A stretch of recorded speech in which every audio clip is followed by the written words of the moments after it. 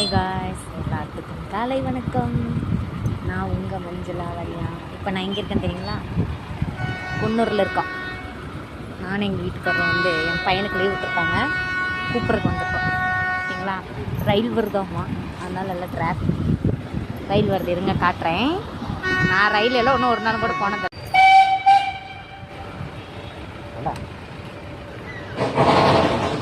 அப்படி எடுங்க, அப்படி எடுங்க. நான்லாம் ஒரு நாள் கூட ரயிலில் போனதே இல்லை. ஒரு நாளைக்கு என்னை கூட்டிகிட்டு போமாமா.